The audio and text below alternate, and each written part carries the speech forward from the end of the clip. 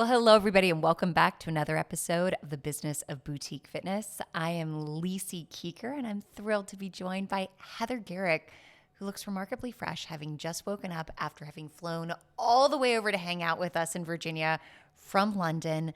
Thank you for taking the longest flight ever for a podcast. Oh, it's a pleasure to be here. Yeah, it was quite a late night into Charlottesville last night, but we're refreshed, ready to go this morning, and excited to talk to you about this topic. Well, I'm pretty excited. This is one. Guys, let me just share just a hot second. Heather's background runs deep in terms of marketing. Most recently, prior to Studio Grow, she was the chief marketing officer at Third Space. Here at Studio Grow, she serves as the chief marketing officer in our boutique, in our bespoke division on this one, working with some of the coolest products that I think I can honestly say I've ever seen. Prior to that, she was with Tri Yoga, Europe's largest yoga studio brand. And prior to that with Mind Body. I mean, this is something where you've walked this talk in fitness in the marketing sense. That's right. It's been quite a while now. And I was reflecting on it, thinking about this topic that we're going to talk about today, particularly as regards Meta. I started my marketing career before Facebook was even a thing, where we were all learning about what is this social media and what are we going to do? Am I going to place ads? Oh my goodness. So it goes back quite a long way. I've seen a lot of changes definitely in my career so far. And it's important to note that we are still quite young. Exactly, yes. I think Facebook only came around 10 years ago, right? I think this is one where it's jarring. Like somebody has said this to someone the other day. I said, well, I still remember when I used to have to mail in my payments when it was Facebook, and I called it Facebook for doggone, 12 years or whatever until it became Meta. And they're like, how old are you? And I was like, I'm not that old. Like, this wasn't very long ago. A lot has changed in about 15 years. It really has shifted so quickly. It's really, really wild. Now, I'm eager to talk today about the big shifts in boutique fitness marketing, because there's been a lot of them. And I feel like if we go back in the last 5 years in particular, it was almost when the wave of COVID that we were all riding and we were all, I think, a little bit overwhelmed with around the world. Marketing really changed dramatically. I mean, over the last 5 years. And in many cases, it feels like we're just catching up. Yeah, absolutely. And I think it's particularly a challenge for boutique studio owners because they're not full-time marketing professionals. And even as a full-time marketing professional, it's really hard to keep up to date with all the changes that are made, particularly because some of them come in quite sneakily and you realize, oh, wow, there's been an update overnight. And so there is an awful lot to catch up in. And hopefully we're going to be able to maybe kind of iron out some of those things, explain a little bit more about the things that have changed and the things that studio owners can do. Now, before we do, you are a full-time marketing professional. This is the rarity that sits in this. Can we just go ahead and start from a mindset perspective, how you go in and you're approaching marketing in general? Yeah, absolutely. So I think I always want to kind of start with the brand and this understanding of what it is that you really stand for and what is it that you're going to be marketing to people, right? So having this understanding of what your USP is, who your target audience are, and where to find them, because we're going to talk today about some different platforms that we really see working for boutique studio owners. But there'll be some variations there, right, too, depending on your modality, depending on where you are in the world. And having that real understanding of who your customers are, where they consume their media, how they consume their media, the kind of ways they make their decisions is really the starting point there. You have that understanding and then be able to think, what is your strategy? Because there's so much that you can be doing in marketing. It's an infinite amount of work, right? If you wanted to think, okay, how are you going to ideally kind of market this studio? And you're not going to be able to do everything. And so a big part of the tactics are going to be thinking about where should you be focusing your time to get kind of the biggest bang for your buck, and really being able to understand your target audience, I think is the real starting point for that. So that's always what I want to start with, target audience, and then also what are we telling them and how are we going to be sharing this message and what is it that's going to make that person stop their scroll and look at your video content compared to somebody else's, how you can stand out. Well, knowing this, let's just go ahead and start with Meta, because I think our Facebook, our dear sweet Facebook that's been around for plenty of times. Meta's had some pretty big changes, over these last couple of years, and it's not just a name change.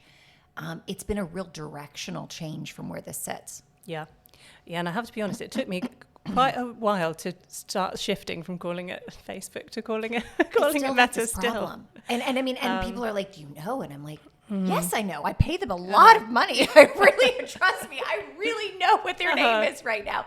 Just after a while, it's very painful. It's very painful. True. And I think it's worth mentioning as well, though, because when it comes to, there can be a lot of jargon in marketing. And actually for studio owners themselves, if you're not in the marketing every day, that even things like that with a name change, if you're used to thinking about Facebook and Instagram, and then suddenly people are asking, what's your meta strategy? Like, oh, I don't know, what is that? So I think it's an important starting point to say, yeah, that's what we're talking about, your kind of Facebook and Instagram primarily. So one of the big shifts that we've seen come around has been particularly for marketing of wellness businesses with Meta. And Meta made some really pretty significant changes towards the beginning of this year, which were, I think the aim of it seems like pretty reasonable, which was to be able to stop people making wild claims about health benefits. So say putting supplements out there and making wild claims about things that those supplements may be doing. But what it means is that they've kind of, in some cases, cast quite a bit of a wider net around wellness business as a whole, and then been very restrictive in terms of particular language that's used, particularly around any kind of transformation, wellness, that can really affect the performance of ads. And I know that's something that we've seen with several of our clients. So yeah, and I think it's something it's very much regional in terms of how we've seen it enacted at this point. Meta introduced this idea of sensitive category classifications, and ironically, they chose political and wellness very controversial sectors. I'm like, wow, who knew this is what we were being aligned with on this? But at that point, they really announced that this was sensitive content, and it's not a surprise. For years, Meta has talked about being very cautious in how we approached people's views of their bodies. They were very sensitive to body dysmorphia. They were very sensitive to the rise of eating disorders that came up on this. And so there were some things that I think follow beyond this, beyond the fact that, as you said, people were making crazy claims. Like, this pill is literally going to change your life. You will lose 30 pounds in a week from this.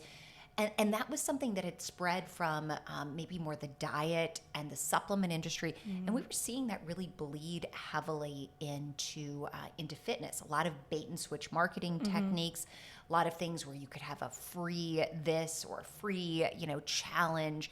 And it turns out that's really not what people were offering. So it's not a surprise that we've landed here with this. They announced this start of the year. It was going to be this massive rollout. It was going to really limit how we were able to track conversions. And guys, conversions could be cost per lead. It could be a cost per somebody purchasing something. Depends on how you set those conversions in your campaign. But it was going to limit how you were going to be able to see those, how you're going to be able to optimize for that. What's been interesting is that in spite of the fact that this rolled out, it has not rolled out universally. So we were just going through some accounts in a number of Asian countries that we work at where we're seeing this very heavily played out. We've seen it played out regionally in the United States, but not blanket across the board.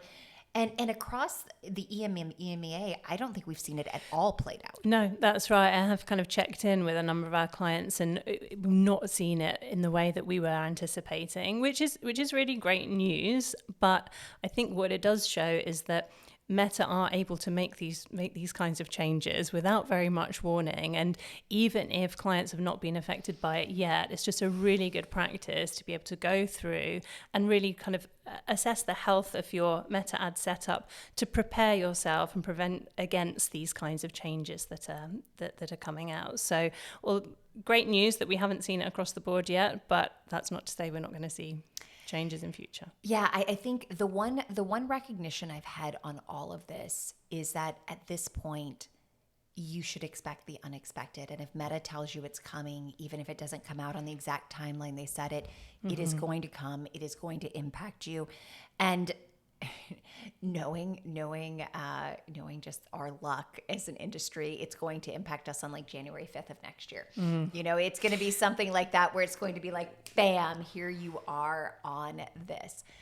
Now, I know one of the things that Meta's really been driving ahead on, just AI-driven targeting. It's this idea, and there's actually several, I suppose, variations of this. What is it? Ad plus, ad advantage? Yes, advantage. Yeah, that's ad advantage. Okay, I'm like, my gosh, I need to be in my Meta account just a little bit longer. And to be frank, I have to tell you, when we've tested this pretty extensively, especially in Start Your Studio Profitably, ad advantage has been a very poor return on most people's click of a button. Yes, that's right. I think this is a prime example of a platform really trying to push small business owners towards using these kinds of features for their own interest, which is that they will end up making more money out of it. It's not necessarily the best option. So definitely don't be fooled if you're seeing within your platform, switch all of these things on, you'll get 30% higher conversion.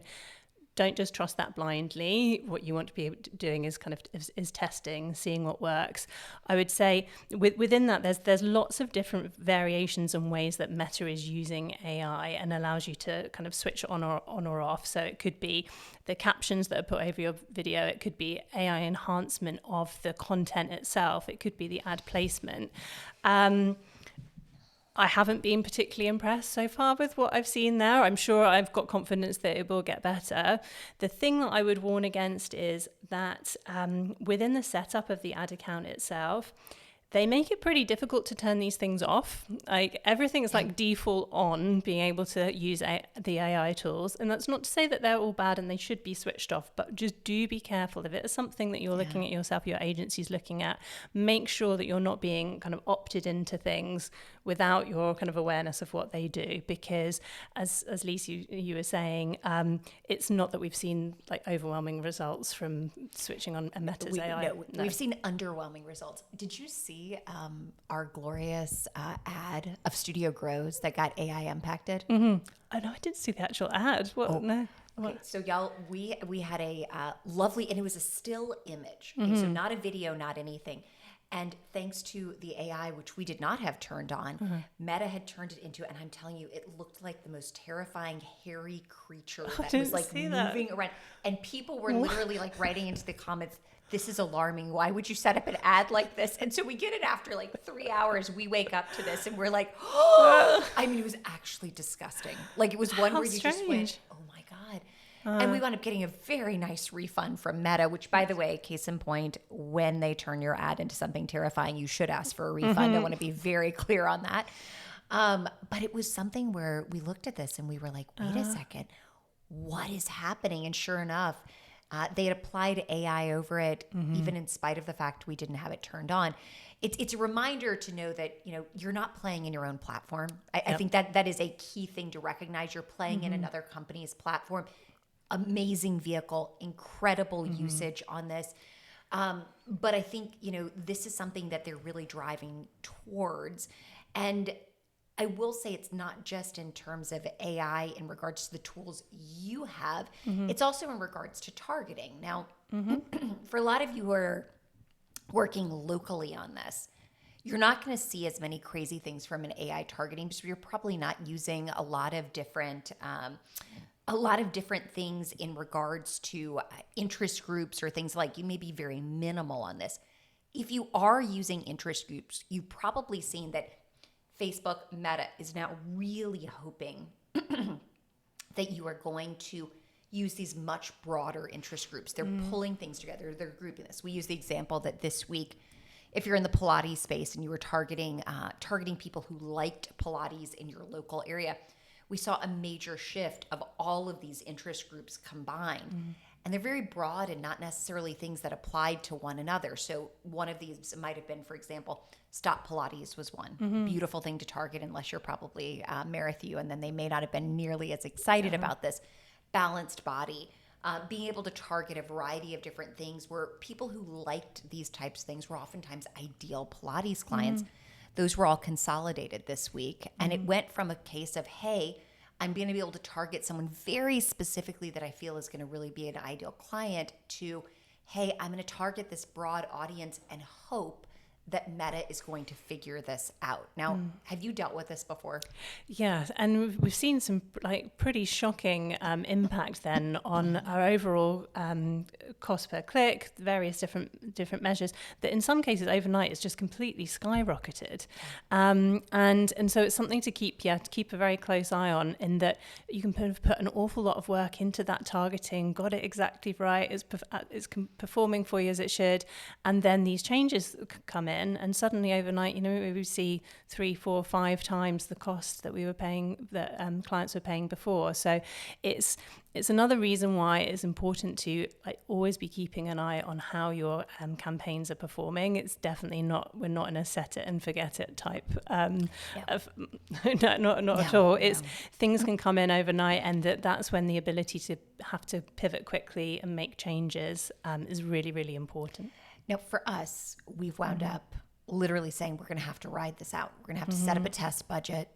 We're going to have to retrain the pixel, which is really what we're doing at this point. And y'all, I've got like a frog in my throat, so you're going to have to you have to forgive me as I'm like going to cough my way on through. But looking in at this, I mean, we've done it for the last week, and we're noticing that we're seeing, some clear resets. It's improving, but leads that were $9 overnight were $70. And, and that's jarring when they've been $9 for, an extended period of time. We know we have that. So we know it's that one tweak and reset.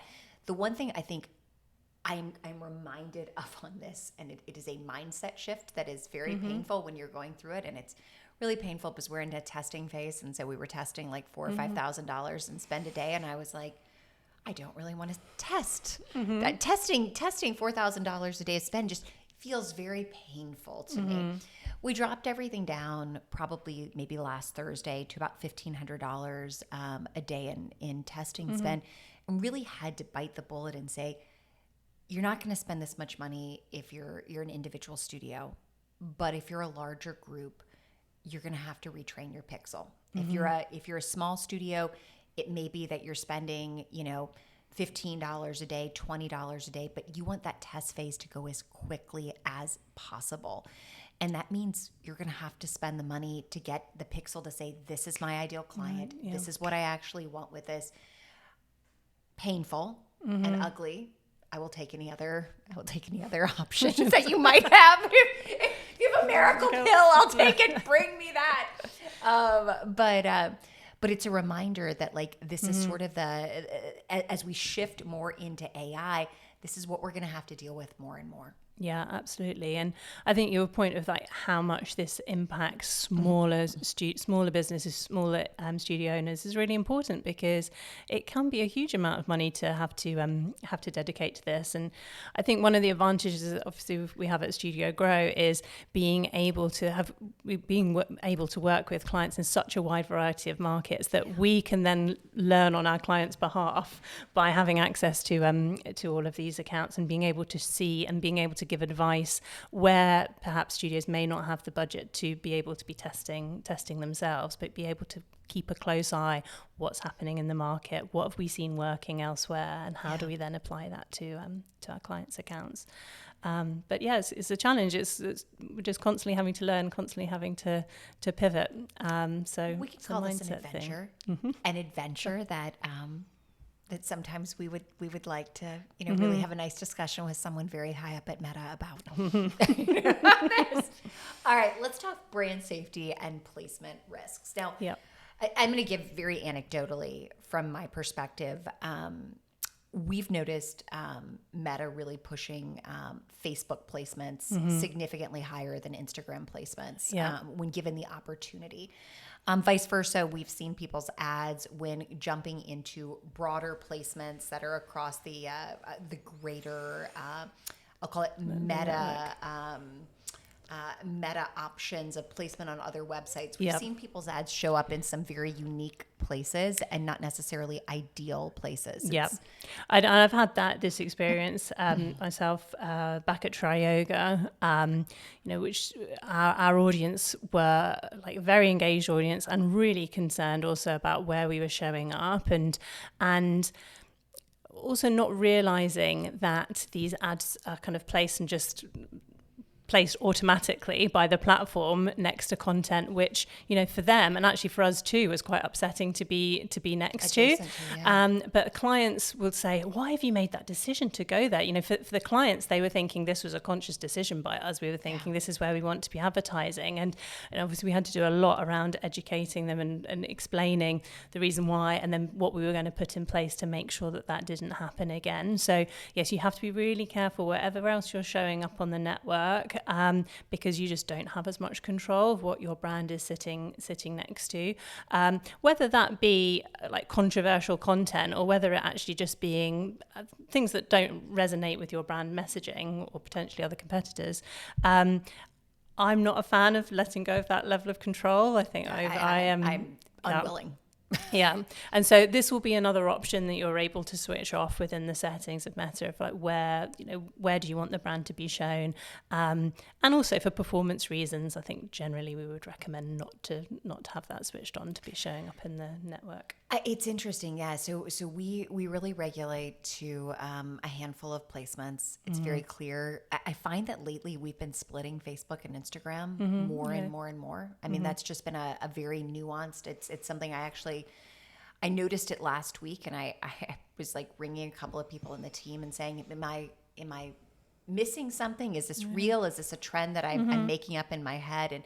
And the answer was, yeah. I mean, we really are shifting this quite a bit, and seeing this. And so, it's important to know, utter irony, Facebook remains a significantly larger used platform or more largely used platform than Instagram. I think for some of us, especially if you're sitting in like that millennial age range, you're probably looking and going, it's dated, it's Instagram, it's this, it's that.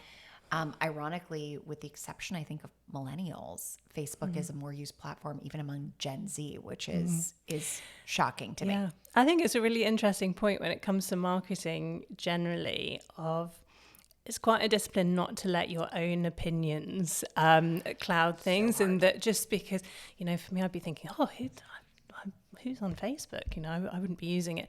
But just because your preference is not for something does not mean that that's your client's preference. And that's where going back to saying about understanding your segment, your target audience, really asking them, okay, what platforms are you using? Where do you find them? What time of day are they on them? And you're probably going to get some quite interesting feedback that way. And definitely much more so than basing your marketing on what your preference is, because you're definitely going to have clients who are not within the same mold. And so absolutely keep an open mind and also go back to the data and think, okay, well, let's actually see what's working here. And it may be also that you'll see there's different types of behaviors on different platforms. So I know for several of our clients, actually, they were seeing more engaged audience on Facebook, people more willing to click through to things on Facebook. But in some cases, actually, you might get fewer clicks on Instagram, but the audience is more prepared to part with money. But it totally depends on who your target is and your brand. But I'd absolutely say to kind of keep an open mind on that. I'm fascinated by this. Now, if we move from Meta and we talk search engine optimization. So guys, if you're not familiar with this is basically, we started with how high you appeared on sites like Google, which for years has been the primary search engine that we've used. Now, starting maybe a couple of years ago, we started to see voice recognition or voice optimization, because people were using more of Alexa or Siri or something of the like that was popping up. Now we're seeing this big shift that instead of going to Google, people are heading right into ChatGPT and letting them do the heavy lift for them. Yeah, absolutely. I've heard this referred to elsewhere in my kind of CMO circles outside the boutique industry, as they refer to it as the SEO crocodile. I don't know if you've heard about this. No, but I love this. And so it's it's basically what they see happening in the graph of what was happening to their SEO performance. Versus their paid performance, and brands that were previously really able to rely very heavily on SEO, they'd spent a lot of time building up all their content, their blog content on their website. They've been doing loads and loads and loads, and they'd been previously seeing that track up and up and up, and the amount of traffic they were getting from search go up, and while their ad spend was going down. So it was going, and now it's just completely crossed over. So you've ended up with this. This isn't very good for a podcast format, my visual that I'm about to give Lisi here, but that now it's completely the other way, and their search has really fallen off a cliff. And it's fallen off a cliff, but with a very jaggedy line like this. It bounces up and down, which is why you get the teeth of the crocodile. It's because people's habits have changed almost overnight. The way that we've searched for information now is not going to Google, but it's when you're going to ChatGPT. And the good thing about this is it presents a huge opportunity, because actually most brands are not optimizing for chat and the kind of questions that people are now asking within chat. Okay, if I want to take 2 people who are in their 20s to a Pilates class in this area at this time, tell me what classes I should go to. Yeah. Actually being able to set up the information on your site in a way that really kind of feeds that is incredibly helpful and is a huge advantage. But it is meaning that kind of traditional search, we're just seeing not perform in the same way as it was before. Now, I would say, as a caveat to that, particularly for kind of boutique industry as a whole, that still local search is really, really important, and getting those hygiene points right around local search, making sure that you've got your Google listing correct, that your opening hours are on there, it's easy for people to find you, and you'd be surprised by actually the number of businesses that are not doing those basics right. Even the number of large businesses. Yeah. And so that's a huge opportunity, is looking at those local search terms when people are looking for something near them. Still really, really important. But there is this huge new opportunity with AI search particularly, and starting to think about the kind of content that you can be putting out there that's going to kind of be pulled through from these AI searches and help people to find exactly what they're looking for with your brand. I mean, I am massively fascinated by this. Mm-hmm. I think because I have to admit, I not that I'm an outlier to this, but I was not using this for search capability. And I was watching my my child earlier this year, and I was realizing every time he was thinking about what restaurant to go to, what this, what that, he was going straight to ChatGPT, and it was replacing the social proof and maybe even the Google reviews that we were seeing. Yeah. I noticed that he was taking the ideas and then he was going back and searching for those Google reviews. But it was a step in between. He had spit out, ChatGPT had given him 5 restaurants that would be great to take a date to. La la. We need to find out more about that. Oh my goodness. It's always fun to suddenly have a child who wants to go on dates. It's very exciting. Terrifying, actually. Let's be totally realistic. But then he would be like, okay, well, this is it. What he found, and I think this is something that will likely continue to improve, is that, every so often there was something thrown into the mix that he'd pull up a Google review and it would be like a 2-star, and it was just terrible. And he's like, why did it pick this? And I was like going, I don't know.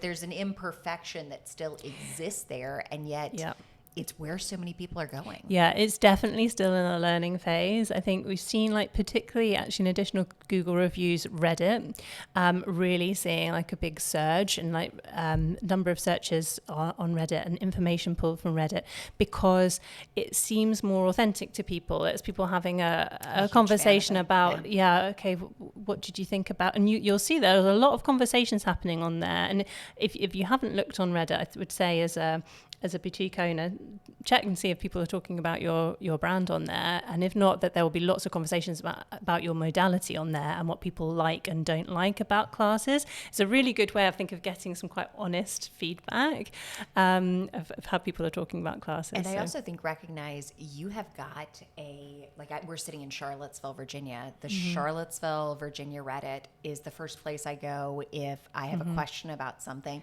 just because it is so well curated. It's so well thought out. And it was funny. I said it to someone recently, and like 5 people at our dinner table was like, oh yeah, did you see this? Did you see that? It's become a place where you really, go in your community, and, if there was a power outage at random, and it's immediately on there. It's before we got any alert from the power company before. I mean, it's kind of a funny thing that we're going there for a very different take on this, but it's reminding you that it's also a place to start a conversation with the recognition that snark is still very, very, very real and present. Yes, definitely. And so you have to have that. You have to have that recognition on where this is. Yeah, I think particularly because Reddit, everyone's anonymous. It also means that people probably say things that they wouldn't say if their name was attached to it. So do take these things with a slight pinch of salt. Very thoughtfully. Now, let's go back for just a second to AI. What can you do these days? Like, I decide that I want to really start to optimize for AI. I've spent years. I've potentially spent tens of thousands of dollars in my studio, optimizing it for Google, amongst other things. What do I do at this moment? So I think you've got to think about the kind of questions that your clients are going to want to ask, and make sure that those things are answered very, very specifically and precisely within your content. So whether that's a different FAQ section, Q&A, what I've seen work really well is people being very intentional in the language that they're using, and using the same language repeatedly on their site in multiple places. So I guess say, for example, if you want to say, like, where's the best place for a beginner to learn yoga in Charlottesville, then really think very thoughtfully about how the language that you're using, not just on your own site, but where else people are talking about you, the type of language people are using in their reviews, because that's what ChatGPT will pull into the results. The other thing to bear in mind with AI search is, you probably all notice now, even when you're searching on Google, that what Google's trying to do is offer up the information to you, the answer to your question, without you having to click through to a website. These kind of zero-click results. And actually a higher and higher percentage now of searches are not ending up in anybody clicking through to anything, because on the very results page, it's telling them what they need. And that's where what you want is for that results page to be pulling through information from your website, so that it says, Lisi's yoga studio in Charlottesville is the best place for a beginner to come and practice. So really think about through what are the kinds of questions that you think people are going to be searching for, and are you answering those questions really clearly in your site and elsewhere on the internet that can be pulled from.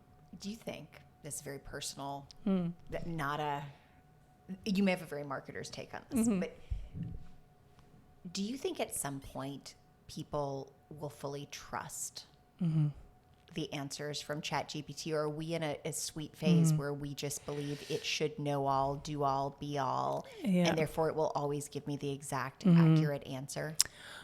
I'm hoping that we don't get to a stage where we always have like blind trust in it. My overall thought on it is that I feel that at some point there's going to be more to a drive to in-person connection, because I think that we'll get to a stage where we're not quite sure what to trust that we're seeing digitally 100%. And actually want to go and see things with our eyes and check things out. So you'll see there's a little disclaimer at the bottom of any search, G2C search that you do, that says, this is not always accurate, in very small font at the bottom there. But it's very easy to kind of get caught up in using it and be thinking, okay, well, this must be the truth. This must be the truth. Definitely the caveat there, don't trust everything. And also a really good thing to do is, if you're searching yourself and you're using it, would be to say, you've run your search, then ask it again, is that the best you can do? Like critique your answer to me and give me some reasons why you, GTP, might be wrong about this. And it's quite interesting there what it comes back with. Sometimes it'll say, oh, actually, no, yeah, maybe you maybe want to think about this or think about that. So I think there's a real skill in being able to search effectively and correctly. But again, I think that the ease now of using it means that people will be probably not always approaching it in a very mindful way, and there'll be a lot of people who do just trust the results that are coming out. I find myself, infinitely fascinated by this, because obviously we're heading here, and it's like, one thing that Google reviews gave you was oftentimes very tangible, very real. It's the thing Reddit gives you now. Very personal stories on this one. A little bit of snark mixed in, sure, but all of those things coming. Now, final thing before we wrap up that I just want to chat on, YouTube. This is something that we've started going into pretty heavy tests on, is YouTube ads. So not YouTube organic. We can talk YouTube organic. I love YouTube organic. YouTube currently, largest social media platform in the world. It is still considered a social media platform, so it beats all of the others. If you see where every generation spends the majority of their time, I mean, this is from, boomers to Gen Alpha? Alpha now, Gen yeah.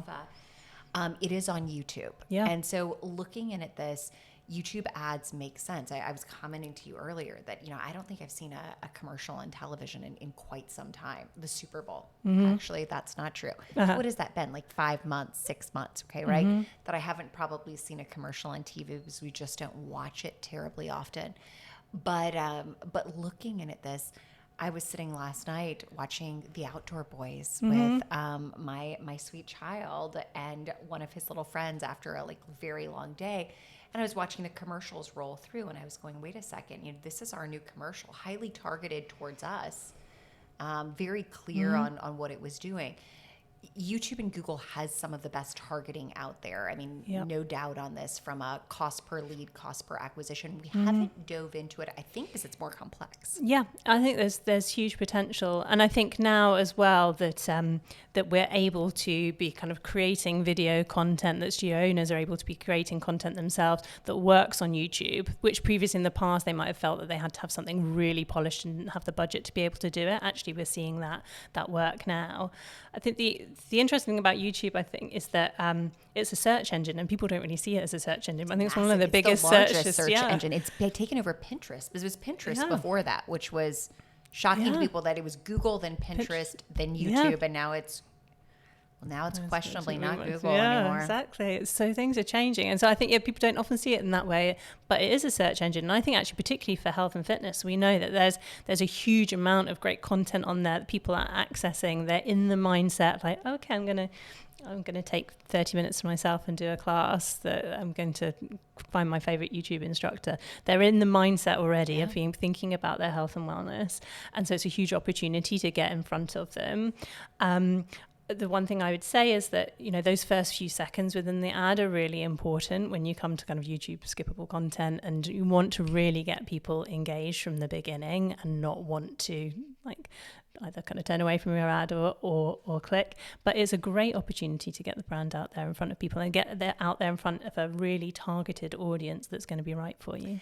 I think with video ads in general, you've got to be a lot more willing to test and cut and edit.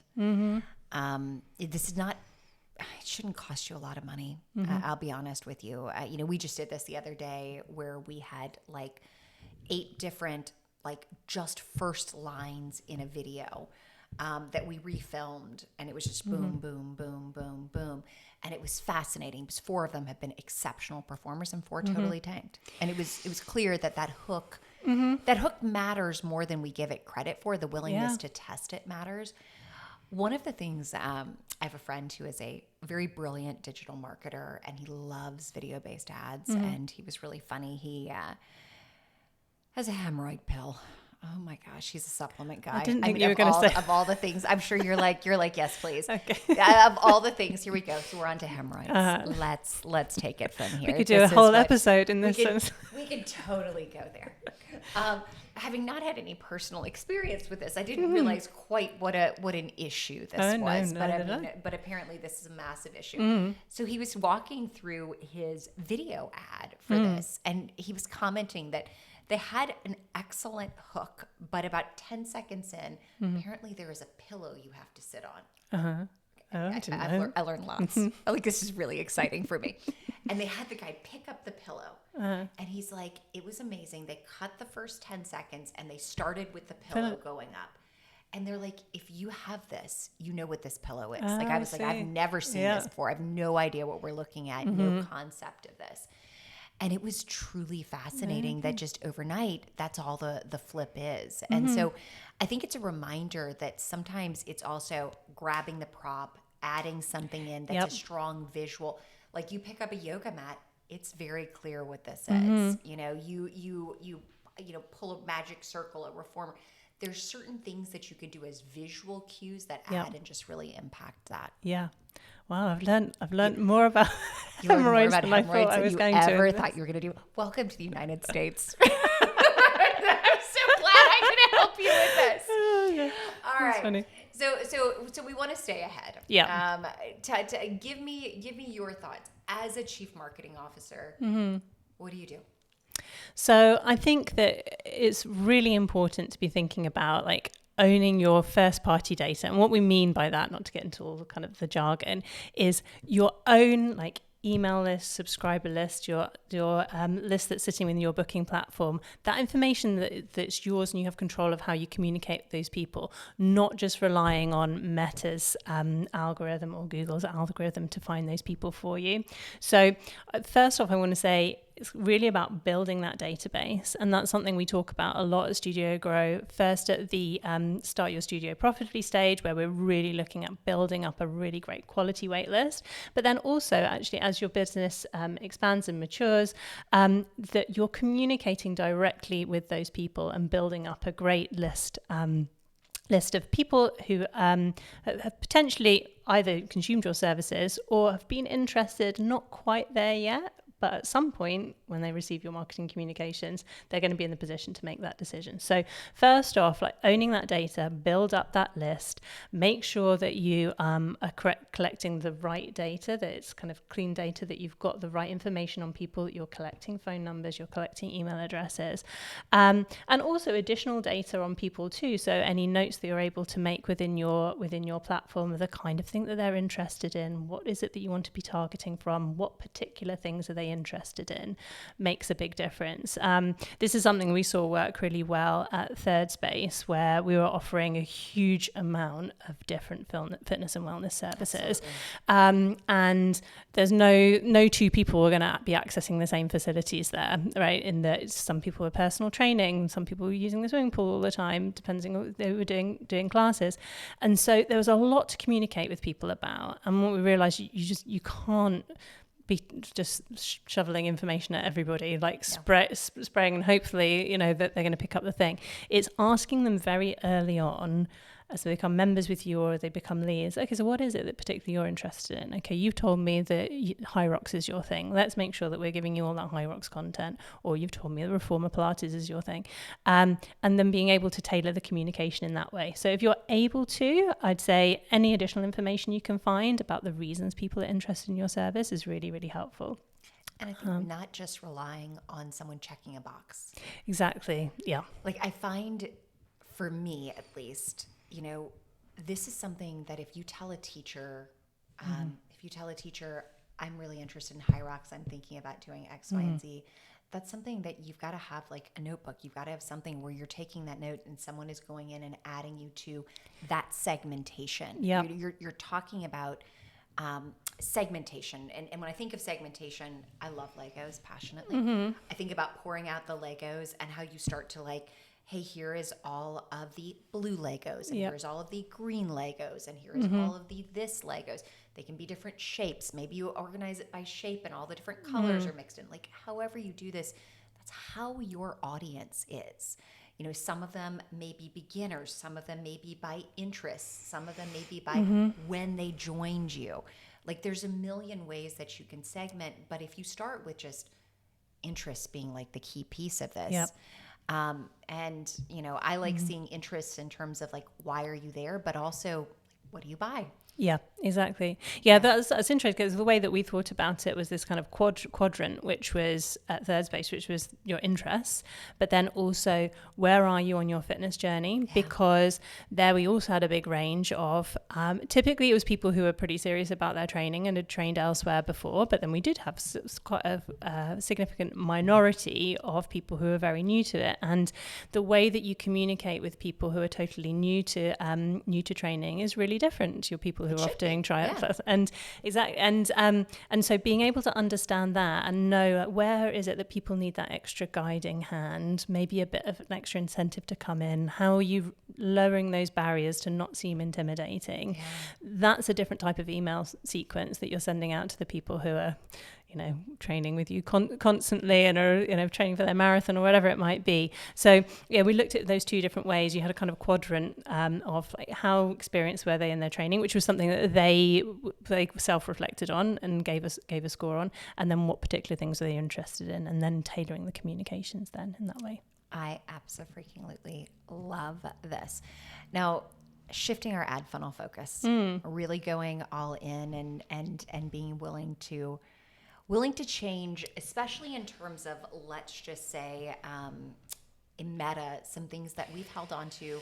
I hate to say this, but for a very long time, there's been a lot of these things that we've optimized for years, in some cases, for funnels that are shifting relatively overnight, with a lot of both these sensitive topics that we're now involved in, and also just if we're looking at some of the AI changes and shifts, and how Meta is on track to move. Yeah, that's right. So we're kind of looking away from a shift on that kind of the purchase-driven options towards kind of that kind of more mid-funnel, getting people's whether it's them filling out lead details within the platform itself or through your site. We've really seen an awful lot of success actually from that kind of earlier stage, focusing on views and that brand awareness, and like relatively cheaply really, that you can get out there and really drive video views early on and engagement metrics. And then so that like upper and mid funnel is something we're seeing working really, really well. And what I would definitely recommend avoiding, and it's something that I think with people who are particularly new to it, it's very tempting to think, I'm going to set up my account and like, well, what option do you want to optimize for? Well, I want people to buy from me, and so I want all my ads to be focused on, okay, buy now. Why wouldn't I choose that? Well, because people need warming up, and people need a lot of communication, and it's probably more than you think. It's not just one ad and then they're ready to purchase from you. It's either seeing your video first, understanding what the brand is, potentially seeing another couple of ads which are prompting them to thin in a lead. When they finally become a lead, it's then how you communicate with them after that, whether that be through email or SMS or calling them and speaking to them. But it's a lot of times, and I think what I'd encourage people to do is maybe reflect on purchases they've made, or times when, I know this happens to me all the time, where I'm really keen to buy something. I've made my decision, right? I'm like, okay, I'm going to do that. I'm going to book that class. I'm going to do it. You get partway through it, the kids come wandering in, they distract you, you're off then making someone's breakfast, that's been forgotten about, it's the next day, the purchase didn't get made.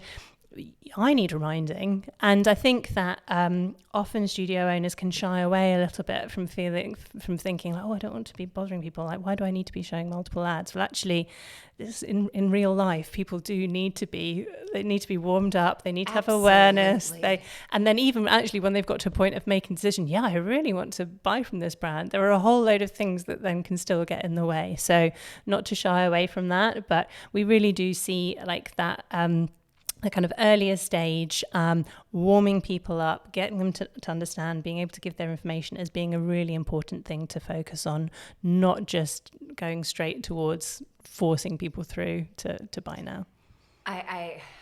Yes, and yes, as based on someone who had decided to make a very expensive purchase, then took 4 months to make it. I mean, and something we actually needed, where Dan finally was like, are you going to buy this? Like, are we going to run away with this? Actually, case in point, we just had this happen last week. Not a terribly expensive purchase, but I'd taken a vacuum cleaner to a place we have in North Carolina. we were vacuum cleanerless for a very short period of time. Do we vacuum very often? I'm embarrassed to say less than we probably should. There's no judgment here. But he was not even a child. My husband, y'all, dropped an entire, huge canister of sugar, which is not eaten very often in our house.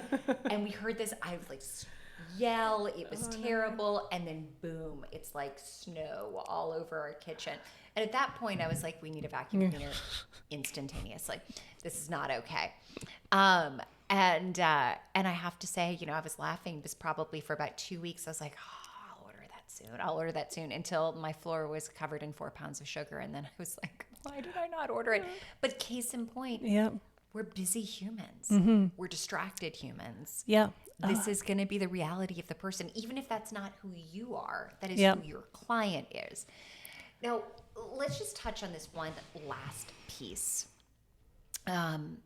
You and I, as marketers, when we talk to studio owners, I think, and it's very tempting, as you said, to just be like, I need a lead in. I need them to buy immediately. And not focus on like, what is this actually worth in the long term? Like, what's the lifetime value? And I have to be honest with you, this is something that most CRMs, most booking softwares in boutique fitness do a terrible job of showing us, is what is the lifetime value that if Heather walks into my studio today, is she going to stay for an average of 9 months? Is she going to stay for an average of 3 years? Is she going to be like a typical studio, maybe stay for 3.5 months because I've got a lifetime value problem on this?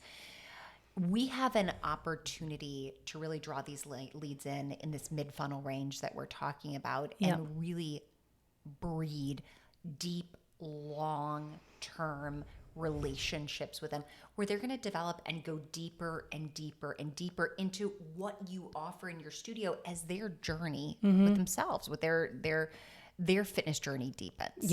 Yeah, absolutely. And I think we use the term like vanity metrics, I think, quite a bit of trying to steer people away from this. And it can be quite tempting to be focused on, okay, so how many leads have we got? Oh, great, we've got 100.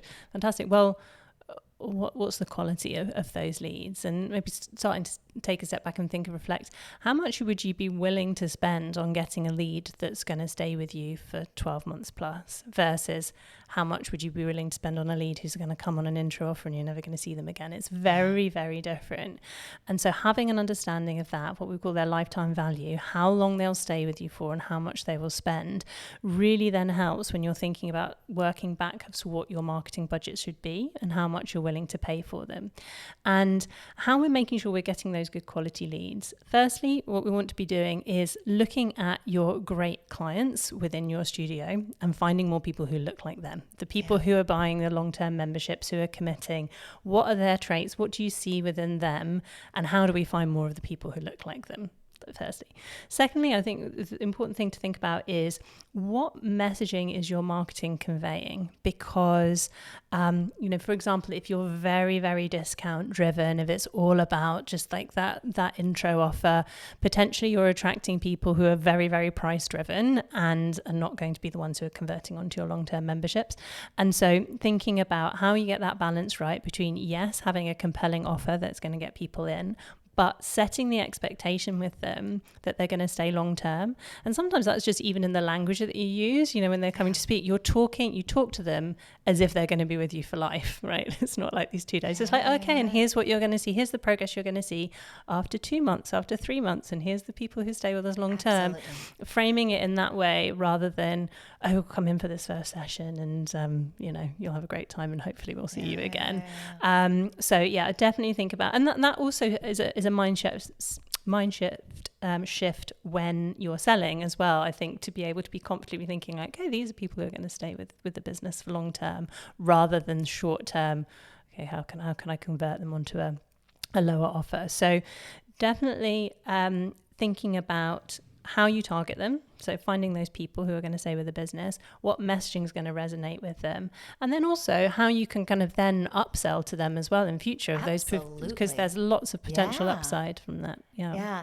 I think we oftentimes forget that the upsells, the growth opportunities, cross-selling opportunities, these are things that we don't even map out as opportunities, but The idea of what your penetration rate is of, let's just say you have personal training or you have private Pilates or you have nutritional or massage therapy services, anything that I'm offering a bunch of one-on-one services.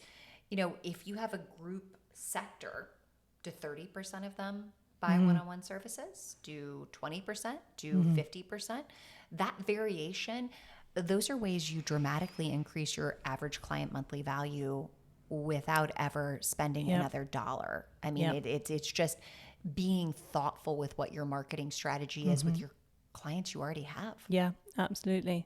I think retail is something that I've often saw being a bit overlooked as well, in that reports, when owners are running reports, they might run reports on attendance or what people are paying in their monthly subscription, but they're not also looking at how much different people have spent within, if they have a retail offering within the business, you'll have some people 100%. Who will be buying, a pair of leggings every month. Of dollars. Yeah. They really love Varley. I'm a fan, as you can tell. I almost wore mine and I was like, what's the chances? And we would have I've become a twins. bit obsessed with buying Varley stuff. Yeah. Trust me, you'll see me in Varley this week. This is not going to be a problem on this. But case in point, does Heather buy Varley? Does she buy Sweaty Betty? Does she buy Vuori or, a million other brands on this, Aloe?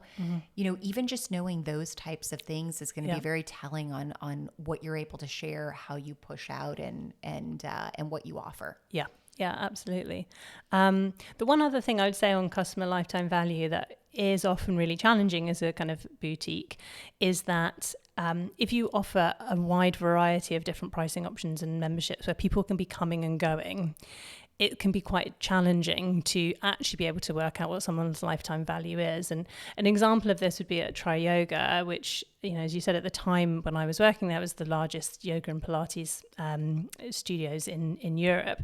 We had an awful lot of people who'd be traveling, who didn't live in London. They were never going to be our long-term clients because they didn't live close enough to the studio, but they would come and spend several £100s on a workshop with a leading teacher. So we had an awful lot of international guest teachers. And so we wanted to find more of those people. That was more challenging and required more work, though, because we wanted to really understand, okay, how do we find those people? And how do we really understand the lifetime value of somebody who we only see once a year, but when they come, they spend £600, £700. So you might just need to think, depending on the type of studio you are, if you have those kind of interesting usage patterns. It's not to say it has to be always people who are paying those, subscriptions. If you're able to get people who are still going to be repeat visitors, but maybe not on a traditional attendance pattern. I love that. I feel like we've carried a lot of things that have changed and a lot of things that are going to hold people ahead of the game, because that's really what the goal of this is. I got to thank you for flying over and hanging out with us. We get to do a few more of these. I think this is going to be 2 episodes. I saw the look from Sydney midway through, so don't worry. We're going to film an outro to this. But in the meantime, if you guys have been listening to this series, first, thank y'all for sharing and going deep into your inner nerdy CMO with us, because this was really fun for me. I would love, if you're listening to this as a podcast, if you're watching this on YouTube, please be sure, follow us, leave a review and tell us what you're enjoying about this. And of course, share this with a fellow studio owner who might be able to help and who wants to stay 3 steps ahead of the game on this alongside of you. Thanks so much to all of y'all for being with us on this.